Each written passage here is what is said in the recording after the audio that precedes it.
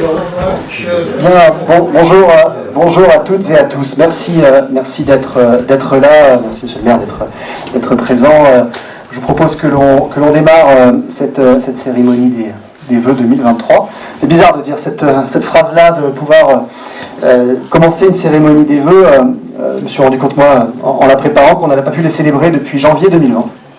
Donc 3 ans déjà où on n'a pas pu se retrouver ensemble pour passer un moment de convivialité. Et ces 3 années, elles sont passées à une vitesse absolument folle, avec, vous le savez et vous le vivez, une succession de crises comme on n'en a probablement jamais connu depuis, dans ces temps de paix en tout cas.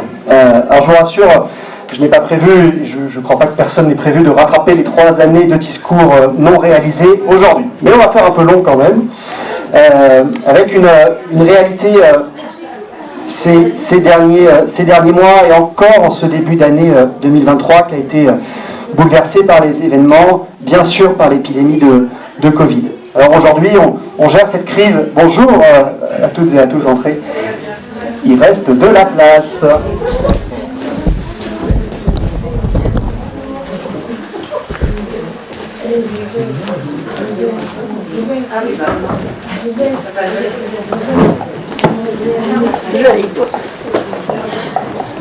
Bon, est-ce qu'on recommence?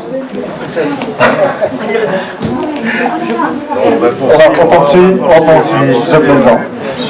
Donc une période de crise qu'on a appris à gérer avec, en 2022, les résidents ici présents l'ont particulièrement vécu, des épisodes de clusters, et une épidémie qui a aussi touché beaucoup nos professionnels en 2022, contrairement aux années précédentes. Et on a découvert cette maladie, on a appris à la gérer, on a appris à la gérer dans l'urgence, puis à faire face à ces épisodes réguliers, on a appris à faire des campagnes de vaccination, et on a appris aussi à rester ouvert, quasiment en toutes circonstances, et ce qui est, je crois, quelque chose de très précieux dans l'accueil de nos résidents. Alors 2022, c'est banal, hein, ça a été une année, de le dire, ça a été une année qui a été difficile, ça a été une année tendue, c'est une année qui a parfois été inquiétante, avec la crise Covid, je l'ai dit, la crise sur les ressources humaines, nos difficultés à recruter, les aléas climatiques, on a eu plusieurs périodes de canicule, et un contexte financier particulièrement difficile. Alors c'est un constat qui paraît sombre, et ce constat il ne dit pas tout. Il ne dit pas, premièrement, qu'on s'est mobilisé, que les professionnels se sont mobilisés pendant des mois pour préparer la Coupe Pathos. Cette Coupe Pathos, ça paraît technique, mais c'est un enjeu majeur pour un EHPAD, c'est les moyens qui vont nous être alloués pour les 5 prochaines années. Et il y a eu un travail collectif qui a été mené, parce qu'une coupe comme ça, il faut démontrer ce que l'on fait, il faut démontrer qui on accompagne, et donc il faut tracer, il faut transmettre. Et ce travail-là, il a été porté par les équipes au quotidien pendant des mois, il a été coordonné, j'ose le dire brillamment, par le docteur Kébriac, notre médecin coordonnateur, et il a permis de faire passer notre cotation. Alors c'est des chiffres qui ne parleront pas à tout le monde, mais de 168 à 224. Quand on dit ça, c'est plusieurs dizaines de milliers d'euros qui vont venir abonder nos financements. Ça nous situe dans le premier tiers des EHPAD du Morbihan en termes de valorisation de l'activité de l'accompagnement de nos résidents. Donc c'est une excellente nouvelle qu'on peut annoncer là et qui viendra apporter des moyens financiers indispensables à la pérennité de l'EHPAD. Le constat sombre, il ne dit pas qu'on a travaillé pendant des mois à nos organisations. Alors il ne dit pas qu'on a des fois eu des questions, des inquiétudes, parfois on ne s'est pas complètement compris, surtout, mais on a su surmonter ça. On a su discuter, échanger, et les nouveaux cycles de travail qui ont été présentés en instance sont en train d'être mis en place et expérimentés en ce début d'année. On a encore des points à régler, notamment sur le fonctionnement hôtelier, mais ils sont en train d'être mis en place. C'est des réorganisations d'envergure qu'on est capable de travailler malgré ce contexte difficile. Le constat sombre, il ne dit pas qu'on a poursuivi, on a peut-être accéléré le travail sur nos pratiques, on a mis en place la formation grand âge, là aussi un dispositif innovant qu'on a conçu avec l'Institut de formation de Vannes, et on l'a conçu, on l'a pensé pour nos EHPAD, pour nos professionnels et adapté à notre réalité. Déjà une trentaine de professionnels qui ont été formés, d'autres encore cette semaine qui poursuivent, et on va continuer là-dedans pour essayer de toujours améliorer l'accompagnement des résidents. Le constat, il ne dit pas tous les remerciements et les encouragements que l'on reçoit, alors, de la part des résidents, de la part des familles, dans les services bien sûr, en conseil de vie sociale régulièrement, et même au plus fort de la crise, on avait ces retours-là et ces encouragements pour nos professionnels. En conseil d'administration, j'ose le relater là aussi, ces remerciements, encore une fois ces félicitations qui ont pu être adressées pour nos professionnels. Le constat sombre ne dit pas non plus qu'on a continué à toujours maintenir notre activité, que ce soit en hébergement, que ce soit en accueil de jour, avec notre équipe spécialisée Alzheimer. Notre SIAD qui a continué à fonctionner malgré des difficultés sur les ressources humaines et qui, là, des recrutements récents nous permettent d'envisager et de reprendre une activité un peu plus normale. Alors 2023 démarre avec des difficultés toujours présentes, avec voilà, c'est notamment cette fragilité sur les ressources humaines. On y travaille, l'encadrement notamment, il travaille sans relâche pour y faire face au quotidien. Mais 2023, ça va être une année de réalisation. Alors, les nouvelles organisations, j'en ai parlé, qui vont permettre de faire évoluer le rôle des uns et des autres et qu'on va suivre de manière soutenue. Des évolutions informatiques. Le logiciel Planning qui a changé, c'est un gros travail, un intense travail qui a été mené invisible, mais par notamment l'équipe RH pour qu'il soit prêt au 1er janvier. Un changement de dossier patient informatisé qui va être un outil important. C'est l'année où on va devoir réaliser nos évaluations internes, évaluations externes. C'est un format qui est assez proche maintenant de celui de la certification dans les centres hospitaliers, donc avec un niveau d'exigence important et qui sera l'occasion là aussi de faire un bilan, un diagnostic et de réinterroger une nouvelle fois nos fonctionnements et nos pratiques. Et puis on veut améliorer les conditions d'accueil. On a un sujet ici, c'est les aménagements extérieurs. Je regarde monsieur le maire parce qu'on en échange régulièrement. On sait que l'on doit améliorer ça, trouver des lieux de convivialité, des jardins adaptés. Donc on est à la recherche de financement. On a répondu à des appels à projets dans le cadre du Ségur, également de l'investissement. Et donc on va chercher tous les moyens possibles pour pouvoir réaliser les aménagements extérieurs et dans une réflexion globale qui associe d'ailleurs la clinique des Augustines. Et puis on va encourager les initiatives de nos professionnels. On va essayer d'expérimenter, là aussi dans le cadre du Ségur, on a eu quelques bouts de postes complémentaires. On va essayer de les utiliser pour libérer du temps pour les professionnels qui ont des passions, des envies et que l'on pourrait transmettre auprès des résidents. C'est une organisation qui ne va pas être simple à mettre en place, mais on va essayer d'expérimenter ça. On veut développer la place des animaux de compagnie. On a commencé un petit peu à permettre à certains professionnels de venir avec leurs chiens dans les services. C'est à la fois quelque chose qui est intéressant pour les professionnels, mais c'est aussi, je crois, quelque chose de très apprécié par les résidents quand on amène voilà, des animaux et qui apportent du confort et du réconfort à nos résidents. Et puis on poursuit l'optimisation de nos fonctions, support et pharmaceutique. On a travaillé sur la logistique, on a travaillé sur la cuisine qui ont été réorganisées, et ce sont maintenant les fonctions hôtelières et la pharmacie qui vont voir leur fonctionnement transformé. Et puis on va continuer à essayer de s'ouvrir. Alors, vers les familles et les résidents, on a un conseil de vie sociale qui va être quasi intégralement renouvelé, donc une première réunion prévue dans les prochaines semaines. L'ouverture vers les partenaires acteurs de santé, les établissements scolaires, les associations. Bien sûr, on a besoin de travailler ensemble et de se coordonner pour répondre aux défis qui nous font face. Je m'arrête là, mais je voudrais évidemment vous souhaiter une très belle année 2023 à titre personnel et pour les professionnels, qu'elle soit la meilleure possible au sein de notre établissement. Et je souhaite vraiment qu'on ait les moyens de prendre ce temps de bien l'accompagner, ce temps de partager ensemble, et puis, comme c'est écrit là, le temps de construire ensemble. Merci à toutes et à tous.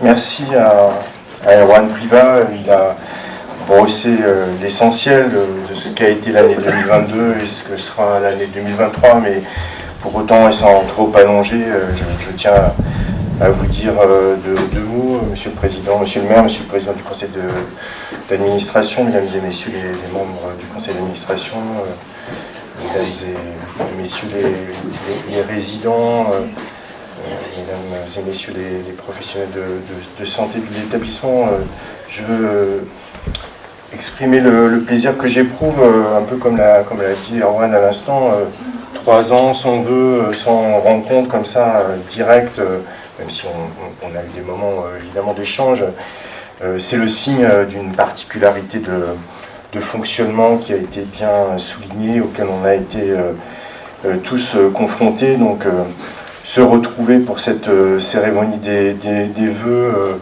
c'est le témoignage qu'on maîtrise mieux la pandémie, même si elle est toujours présente et qu'on peut à nouveau se rencontrer, qu'on peut à nouveau ouvrir nos structures. C'est intéressant de renouer avec la tradition, mais le plus fort, c'est l'opportunité de vous adresser directement des vœux véritablement chaleureux, des vœux de réussite dans nos projets. Vous avez vu qu'ils sont nombreux, qu'on continue d'essayer de faire évoluer positivement les choses dans un contexte qui n'est pas nécessairement simple, donc des vœux pour l'ensemble de nos projets de groupement et d'établissement des Pattes de Malais 3. Des vœux pour chacun d'entre vous, de la santé, des bonheurs partagés avec vos proches. En un mot, le meilleur pour chacun d'entre vous.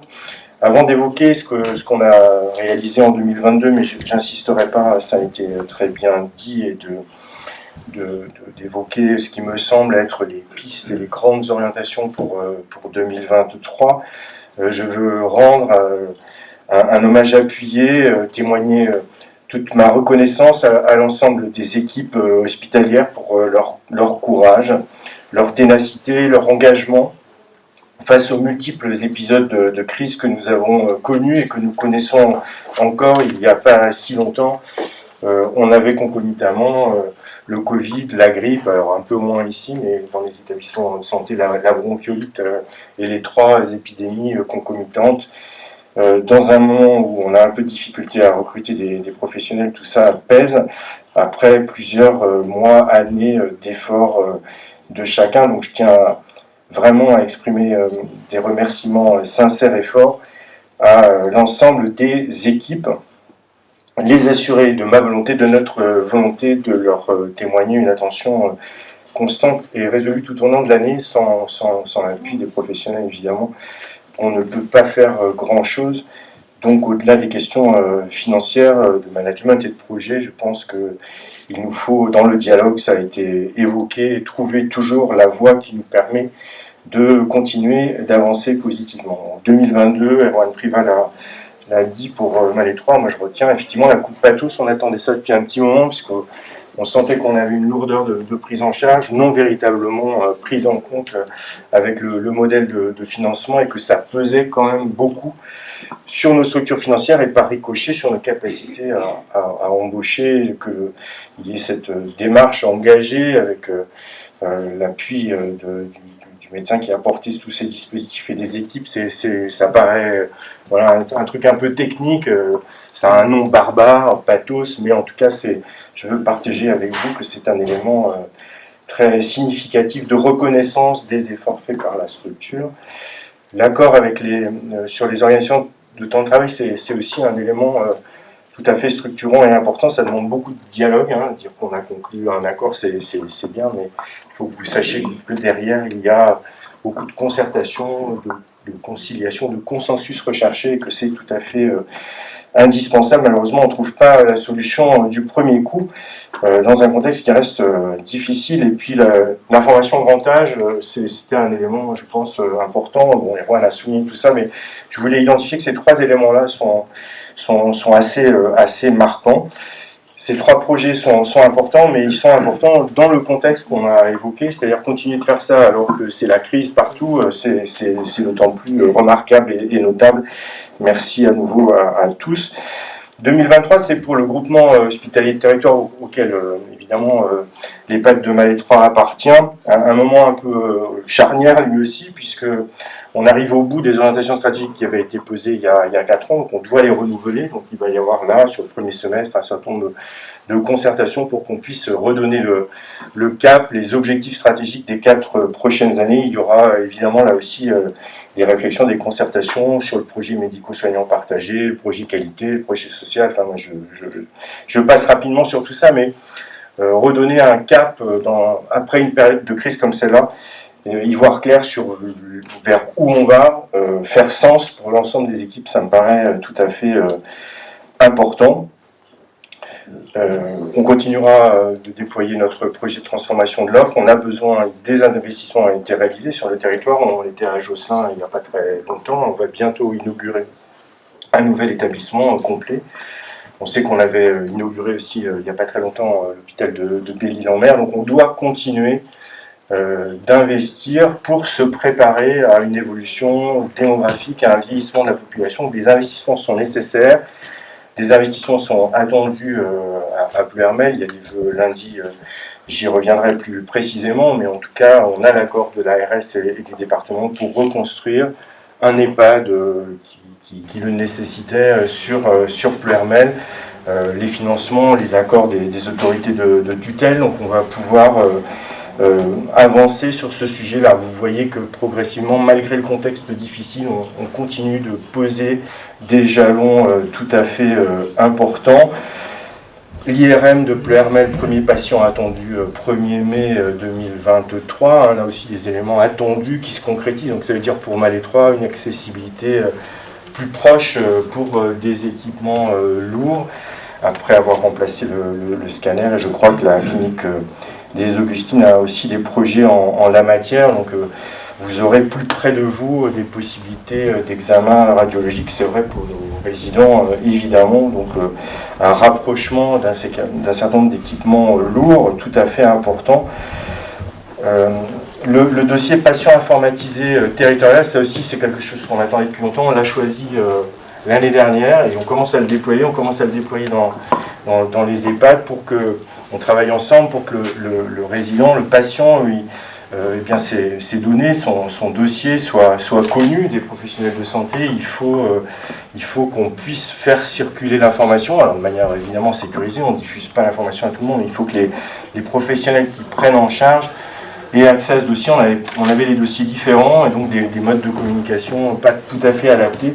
Donc là, on va franchir vraiment une étape significative. Et on commence par le secteur médico-social, ça veut dire qu'on va toucher rapidement beaucoup d'établissements. En 2023, c'est une étape significative. Ça va se dérouler sur 2 ans à peu près, jusqu'en 2024, début 2025, pour que tous les établissements de santé du groupement hospitalier aient le même dispositif informatique. Voilà quelques exemples pour ne pas alourdir, mais pour que vous puissiez vous resituer dans l'ensemble du territoire, voir dans quelle direction on va. Pour Malétroit, évidemment, c'est surtout ça probablement qui vous paraît important, même si je sais que vous êtes intéressé pour l'ensemble du territoire, mais la mise en place des nouvelles organisations, c'est ce que tu as évoqué tout à l'heure. Le DPI, évidemment, ça va vous concerner. Les aménagements extérieurs, on avait dit qu'on le ferait, ça fait partie des engagements que j'avais pris auprès de vous. Le projet est en cours de définition, on va aller rechercher les financements, mais je pense que ça pourrait être l'année de la réalisation de ces investissements. Et puis tu l'as évoqué aussi, une nouvelle organisation SIAD avec la MAPA du PK2 qui a des projets intéressants sur le SIAD. C'est un élément tout à fait important du maintien à domicile. En orientation stratégique globale, je pense que la question de l'équilibre budgétaire, la signature du CEPOM, de toutes ces négociations sur les investissements, ça reste une question certes de directeur, de gestionnaire, mais chacun comprend à quel point, en fonction des moyens financiers qui nous sont attribués, on peut plus ou moins porter des projets en local. Donc on continue d'avoir cette attention. Je sais, le président, vous avez aidé dans des négociations avec l'agence pour qu'on continue d'être aidé dans nos transformations. Je pense qu'il faut continuer de le faire. Continue de travailler avec la clinique des Augustines. C'est un établissement partenaire de proximité. On a des organisations un peu croisées. Il y a eu, il n'y a pas très longtemps, une réunion de l'ensemble des structures médico-sociales. On porte ensemble la filière gériatrique, et cette fois avec le CHBA. Donc je pense que dans ces moments difficiles, vous l'avez déjà dit à d'autres reprises, plus on coopère ensemble, plus on travaille entre les établissements, avec les différents partenaires, les libéraux, etc. Quand le contexte est difficile, le mieux c'est de faire groupe et de travailler ensemble. On l'a pu le démontrer à plusieurs reprises. Donc en tout cas, la clinique des Augustines est pour nous un partenaire tout à fait important. Et puis, voilà, je terminerai par ça. comme ça change beaucoup, qu'il y a des crises, il faut accompagner les équipes, les résidents. Chaque fois qu'il y a des réorganisations, il faut concerter, il faut dialoguer, il faut renforcer la communication pour faire sens. Il y a tellement d'éléments qui ont bougé dans les dernières périodes. Et il faut se retrouver comme ça, mais aussi prendre des temps pour voir ce qui a changé et essayer de reconstruire des partenariats, des compréhensions, des évolutions.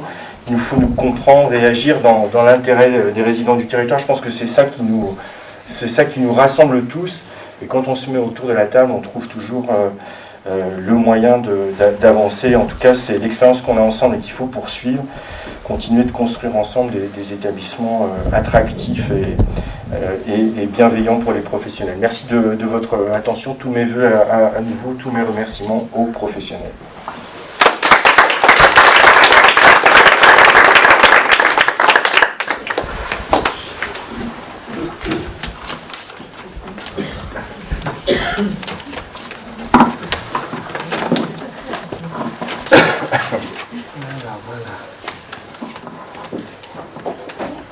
Monsieur le directeur général du groupement hospitalier Brocéliande-Atlantique, monsieur le directeur délégué, mesdames et messieurs les représentants des usagers, mesdames et messieurs les résidents, mesdames et messieurs les membres du personnel, mesdames, messieurs, chers collègues du conseil d'administration, chers amis, je suis très heureux de vous présenter, au nom du conseil d'administration de l'EHPAD de Malétroit, mes meilleurs vœux pour l'année 2023.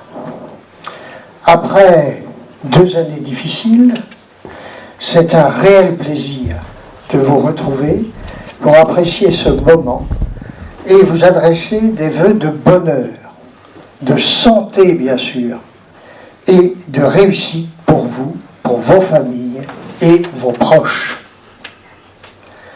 La mission première de l'établissement, vous l'avez abordé tous les deux, est de garantir le bien-être des résidents, accueillir nos aînés dépendants dans le respect de leurs droits et de leur liberté, prendre soin en toute bienveillance et puis accompagner les résidents dans l'établissement en prenant compte de leur singularité et en proposant du mieux possible et au regard de nos moyens financiers, et ils vont s'améliorer, je pense, avec la coupe Pathos, c'est ce que vous disiez, et puis nous irons sonner à l'ARS si besoin, le temps, parce que vous savez qu'il a fallu plusieurs années, il nous faudra encore quelques années pour lisser les changements que nous avons subis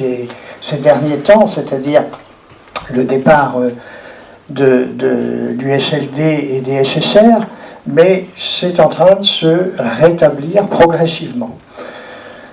Dans cette mission, le personnel, ici présent, présent aussi au quotidien, chacun dans son domaine, s'investit pleinement.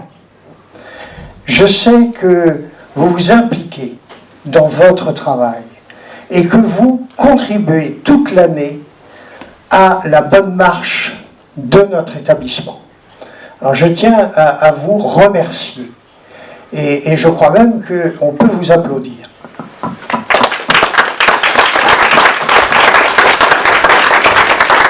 Il me semble qu'en ces temps compliqués pour l'action publique, particulièrement dans le monde de la santé, il est important de témoigner notre gratitude pour le travail fourni par les uns et par les autres.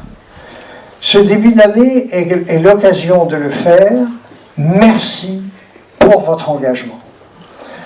Avant de terminer, je tiens à évoquer le rôle des bénévoles qui se relaient pour donner de leur temps et apporter du réconfort aux malades. Que ce soit pour l'animation, pour les visites ou pour les sorties.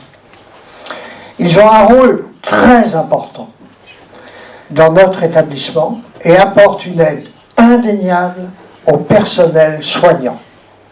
Merci à eux et je crois qu'on peut aussi les applaudir très très fort.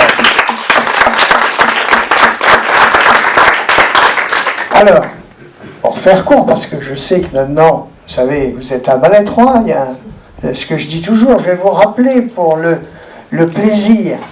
Vous savez, la devise de Malétroit, vous la connaissez. Que numerat numos non malestricta domus, qui veut dire il n'est pas de Malétroit celui qui compte ses besants. Et les besants, ce sont les ronds jaunes que vous voyez sur le blason, c'était des pièces d'or, c'était la monnaie byzantine à l'époque des croisades.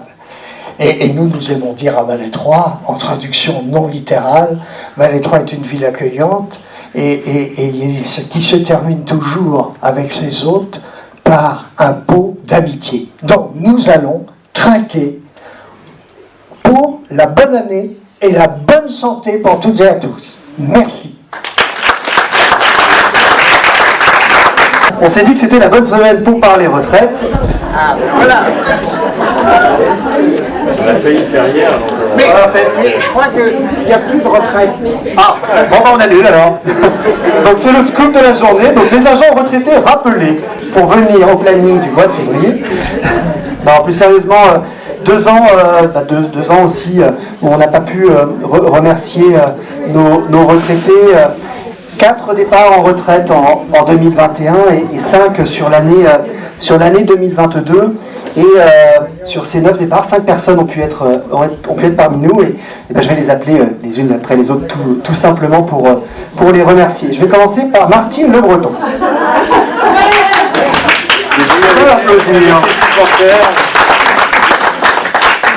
Alors, Martine, vous n'avez pas de chance parce qu'on s'est croisés tout à l'heure avant de démarrer la cérémonie.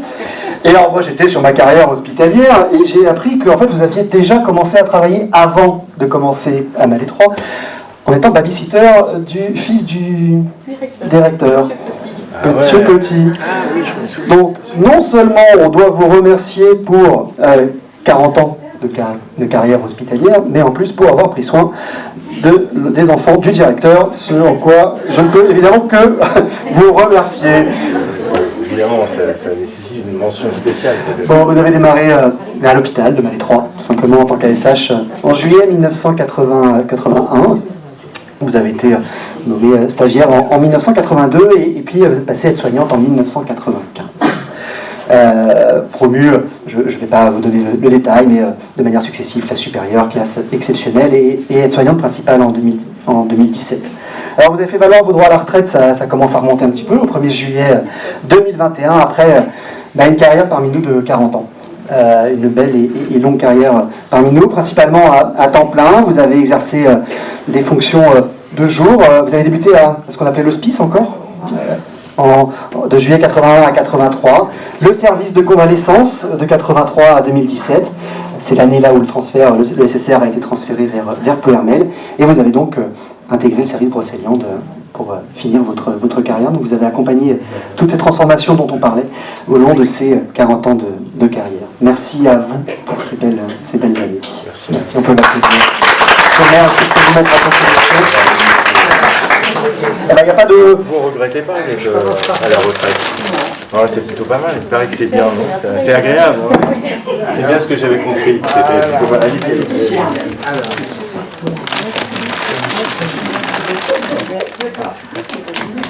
On vous garde près nous parce qu'on fera une petite photo de groupe avec tous les retraités, hein, comment on va faire ça. C'est ça. C'est bien ça. Voilà. J'appelle maintenant Madame Josiane Joly. On peut l'applaudir.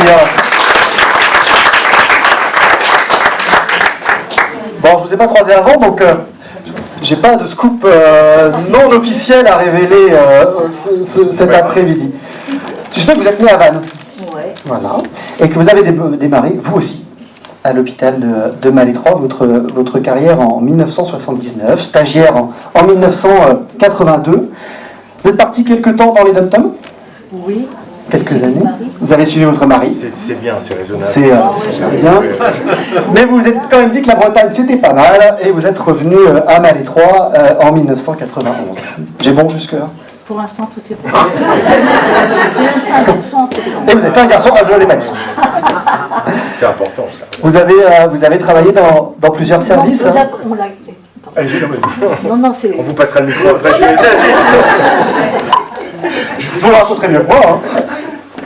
Vous avez travaillé en cuisine hein, de 79 à 92, vous avez été au bio-nettoyage également pendant une petite période. De nouveau retour en cuisine. Et au long de cette carrière, en 2014, vous avez validé votre CAP cuisine. Voilà, c'est ça. Et avec une validation des acquis de l'expérience qui n'est jamais simple en soi, hein, de cumuler et son travail et cette reconnaissance de ses qualités. Donc bravo à vous, ce qui vous a permis d'évoluer évidemment statutairement jusqu'à votre départ en retraite le 1er septembre 2021, après une carrière hospitalière de 38 ans. Donc là aussi, une très belle et longue carrière parmi nous et dédiée à l'établissement de Malétroit. Merci à vous et bravo à vous encore. Quelques fleurs, parce que vous le valez bien. Et on vous passe le micro ou pas? Non, c'est Non, alors, non, non. Là, c'est juste qui m'a perturbé un petit peu. Parce que je peux lâcher le micro, hein. J'adore ça, mais bon. Il faut lui reprendre de temps en temps. Voilà. Donc sur 2021, toujours, Marie-Madeleine Josse.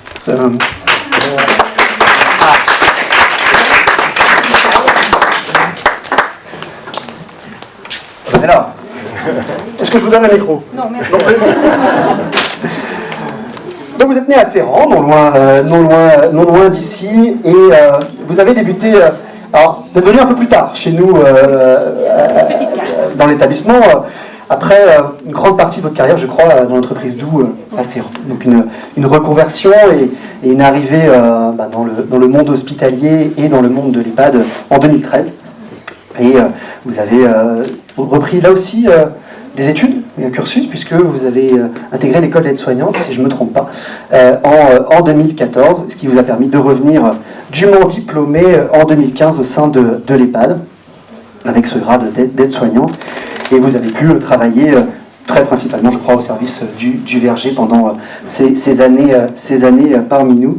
Donc, certes un temps plus court que vos collègues ici présentes, mais quand même de belles années parmi nous, marquées par cette reconversion professionnelle et ce parcours-là aussi à la fois pro et personnel qui de se remettre en formation et sur les bancs de l'école. Donc bravo à vous pour cette belle carrière variée.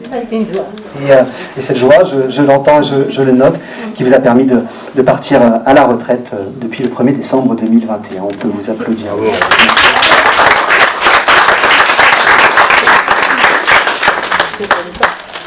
Je ne saurais pas, vous avez droit à la même punition que vos collègues. Merci beaucoup.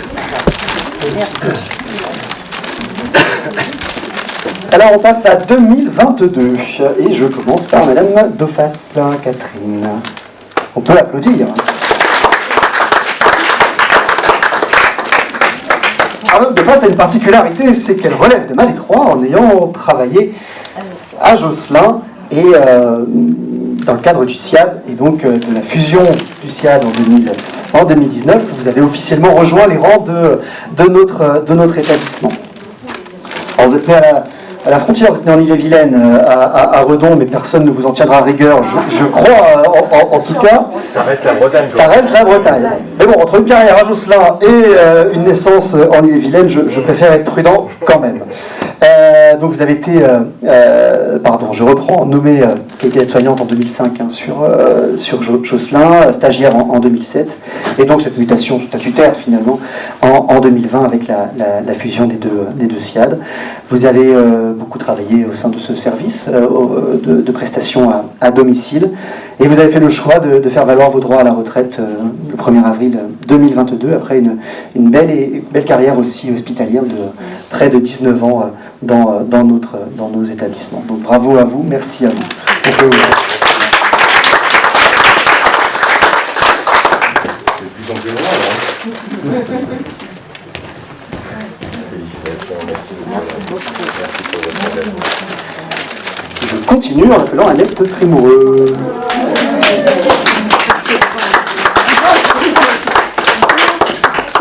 Bonjour. Le micro? Non. Alors, après être né à Vannes, pour l'art de Morbihan,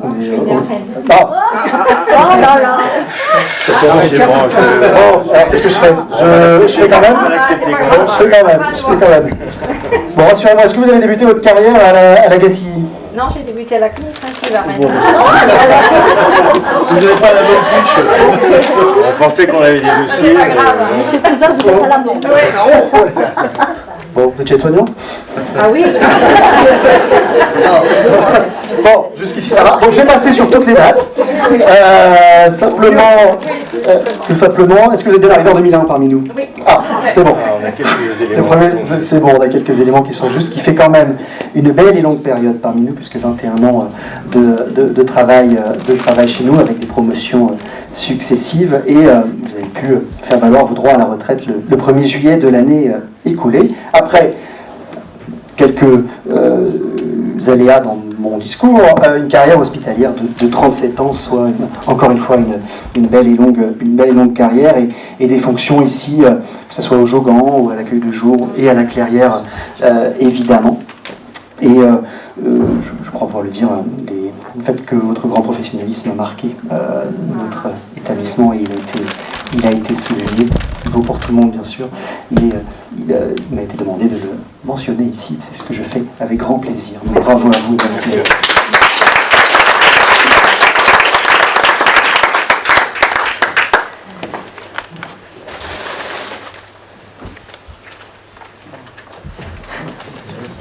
Je vous offre des fleurs, monsieur le président. Merci.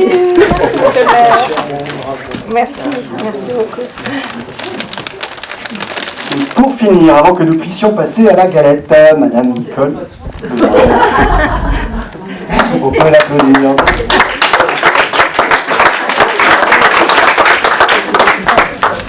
Bon, je me prépare, j'espère que je ne vais pas faire d'erreur. Vous voulez la faire vous-même, peut-être ça évitera les... Bon, une vraie Malétroyenne? Oui. Née à Malétroit, et vous avez débuté votre carrière à Malétroit, à l'hôpital, en 1983, en tant qu'ASH. Et il a encore, et je crois qu'on peut le souligner, une évolution de carrière, une évolution de diplôme, et vous êtes passé aide-soignante en 1993. Donc là encore, l'illustration qu'on peut passer de belles années, évoluer au sein de notre établissement. Vous avez été promu classe supérieure exceptionnelle au fil des ans, et vous avez fait valoir vos droits à la retraite plus récemment, puisque c'était le 1er novembre de l'année dernière, après une carrière et des années de travail parmi nous de 40 ans au sein de l'établissement, principalement de nuit.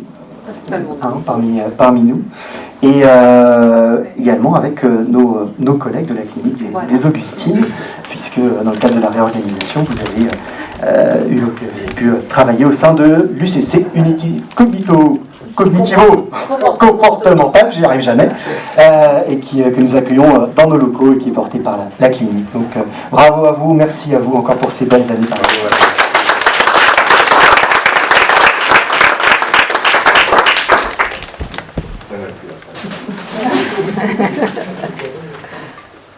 C'est joli comme...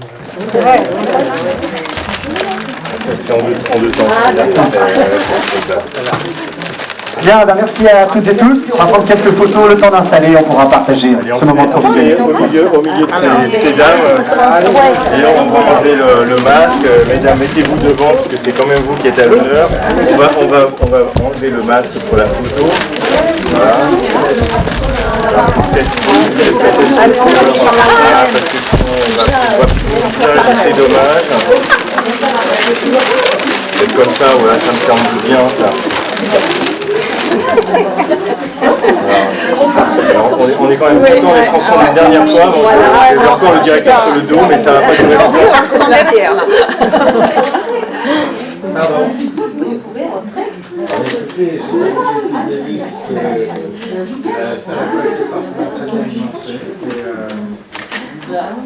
Merci beaucoup. C'est bon. Merci. Elisabeth, ça vient.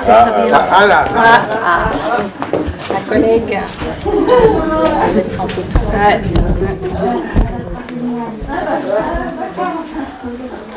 Regarde aussi. Oui, il a plus que tout.